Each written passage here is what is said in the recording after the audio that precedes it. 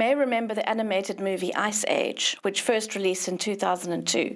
Can you believe that was 23 years ago? There have been 5 sequels, with number 6 apparently due in December next year. And if you've watched any of them, I'm sure you'll remember Scrat.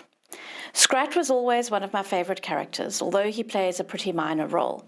Scrat is the squirrel-type creature who's obsessed with collecting acorns. He will go to any length to collect them and build his acorn stash, inevitably to his detriment. I want to look at this type of behavior this morning, at how much we're similar to Scrat. In our passage from Luke's Gospel this morning, Jesus warns us about 2 dangers: greed, which includes materialism, and worry, both of which lead to the same problem: storing up treasure on earth rather than storing up treasure in heaven.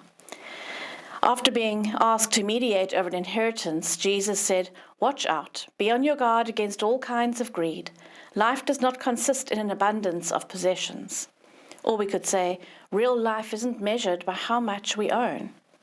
Jesus illustrated this with a parable about a man who had a bumper crop one year and decided to build bigger barns so that he could take life easy and enjoy the good life: food, drink, partying.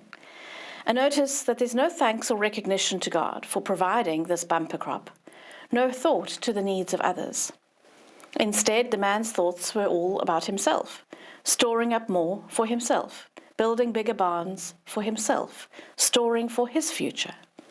Unfortunately, Jesus said his life would end that very night without him being able to enjoy any of it, and he couldn't take it with him. Today, Jesus may have said, imagine that one of those dodgy emails telling you that you've inherited £1 million from a long-lost relative is actually legitimate. What would you do with the money?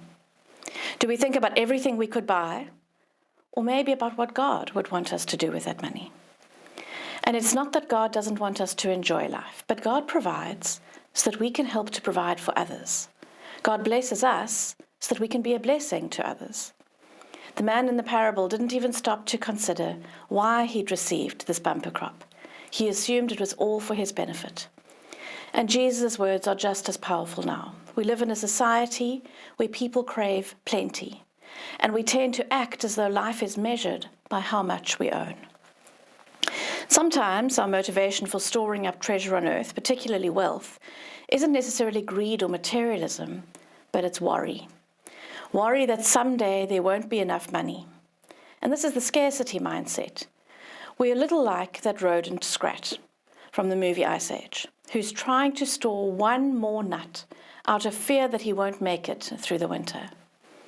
But when we live in this fear, we like to hold on to our possessions and our money so tightly because we're worried that there won't be enough. Now, I don't believe that there's anything wrong with saving for the future and being responsible in that way. I believe God desires for us to save and to plan for the future. But we can go too far and just keep collecting more and more, holding on so tightly to what we have and just accumulating. And this can be equally as dangerous as storing up out of greed, because it's done out of worry or anxiety about the future. And I think we all struggle with this problem to some degree. We worry about whether we'll have enough money for when we retire, or for our children's education, or for medical expenses. And those are all things we need to consider. But if they move to worry, and then our temptation is to store up excessively without being generous to God, then we've got a problem. The issue here is one of faith. Will we trust in God to provide?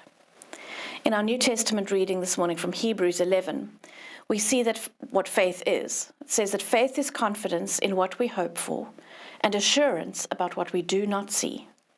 Confidence in what we hope for and assurance about what we do not see. And the rest of chapter 11 goes on to give us examples of people from the Old Testament who lived out their faith. And there's a whole list of them. People who trusted in God and followed what he commanded, no matter how scary it might have been. Think of Moses going up against Pharaoh, for example. And all these people mentioned had faith no matter how unbelievable God's plan might have been. Think of Sarah, who was able to have a child even though she was considered too old. And Jesus spoke about this as well when he said, "Do not worry about your life, what you will eat or what you will wear." In other words, you don't have to worry about being provided for because God will take care of each of us. So how do we avoid the danger of storing up treasure on earth because of greed or materialism on the one hand, or because we're an excessive saver and worrier about not having enough? Well, Jesus' solution is store up treasure in heaven. Invest in God's kingdom. Jesus said if we put God's kingdom first, He provides everything we need here on earth. By storing treasure in heaven, we break that bond of greed and materialism, and we learn to trust in God as our provider, rather than in our own ability to stockpile. And we also build God's kingdom here on earth at the same time. We break those bonds of greed and materialism because, as Jesus said, where your treasure is, there your heart is also. Where we invest our treasure, that's where our heart is. That's where our true interests lie. If we place our treasure in stuff, where is our heart? It's in materialistic things. If we place our treasure in God's priorities, well, then our hearts will slowly become focused on God and on His priorities. And the two are always tied together because we place our money where our real priorities are. If we were to examine our bank statements, we'd very clearly see where our hearts really lie and what our priorities really are. If our priority should be storing up treasure in heaven, how do we go about doing that? Well, Jesus tells us one way of storing up our treasure in heaven: sell your possessions and give to the poor. Now that feels a little scary, right? If we look at the stats on poverty in our country alone, we'd be shocked. One survey I read said that approximately 55.5% of South Africa's population lives below the national upper bound poverty line. That translates to about 30.3 million people. Additionally, 25% of the population experiences food poverty. Those are very sobering facts. The Bible tells us that the very first Christians did exactly what Jesus said. They literally sold their possessions and gave to those in need. Acts 2. All the believers were together and had everything in common. Selling their possessions and goods, they gave to anyone as he had need. Now, I'm not saying we all need to go and sell everything. We may not be in the position to sell off our possessions and give to those in need, but we can prioritize where we are spending our money. We are able to give to those who are needy so that they may be blessed. And there are many ways of doing that, whether it's through our finances or even just through our time and the skills that we have. And there's so many organizations who would gladly welcome our assistance.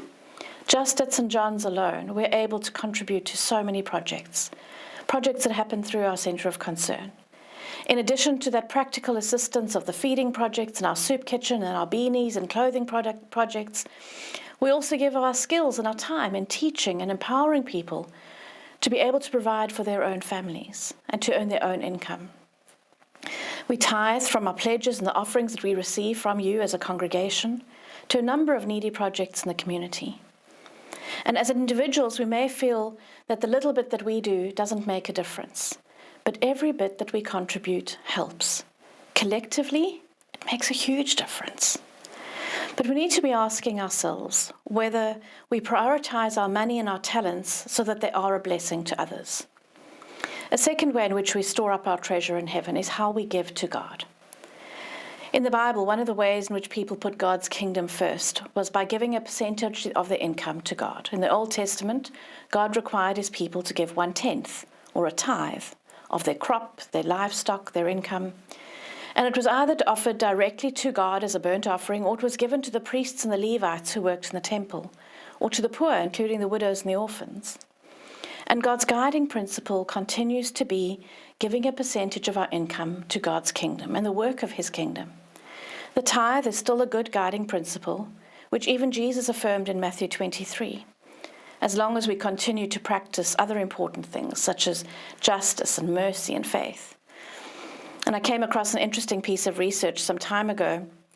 It was a submission for a doctorate in theology, and it was entitled Tithes and Offerings in the South African Context, the Bible and Reality. And the research looks at a number of aspects of tithing, what the Bible says in both the Old Testament and the New Testament, as well as what we understand the Bible to say, and where we think the teaching comes from. And the research is divided up amongst different denominations. And one of the points which the research raised is that most Anglicans, in fact most denominations, do not follow the Church's teaching about the way that we should give to God. For example, one question in the survey confirmed that a third of the respondents said they were taught to give 10% of their salary before deductions, but that only 11% did so. And a further 11% said they were taught to give whatever they could afford, but a third gave according to this norm. And so the study showed me a number of things. Firstly, that we don't know what the Bible says about giving and giving to God, and if we do know, we don't practice it for whatever reason. Jesus affirmed 10% as a standard. However, the average churchgoer across denominations gives in the region of 1.8% of their income. And I'm not trying to wave my finger at anyone or make anyone feel guilty. I'm merely pointing out that our priorities are often misaligned, and our trust in God's ability to provide is perhaps a little bit lacking.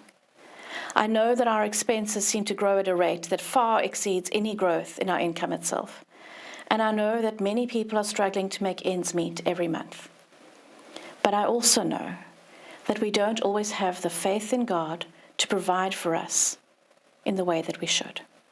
We don't always use our resources to bless others. We don't always put God first. I'd like us all to be encouraged to have a look at where we are storing our treasure and ask ourselves, based on that, where are our priorities? What investment are we making in God's kingdom? And I started off talking about Scrat from the Ice Age movies, who was in constant search of acorns. His life is obsessed with getting more. His priority is this accumulation of these acorns, but his happiness is fleeting. He's constantly chasing after more, and he doesn't get a chance to enjoy what he has. He has no faith in anything that will provide for his future, and he has to hold on to that acorn at all costs. In almost every scenario, he loses all his acorns and ends up causing some or other destruction in the process. And we can so easily end up in that pattern. We're all blessed with so much by God, if we would just acknowledge it. He's promised to look after us. We don't have to obsess with gathering our acorns. We just need to have some faith. And we need to honor him in following his principles of giving to the poor and to God's work, whether that's our money, our talent, our time. And we can do this without being concerned about ourselves because we can know that God will and does look after us. In having faith and following Jesus' teachings, we are building up our treasure where it counts. Amen.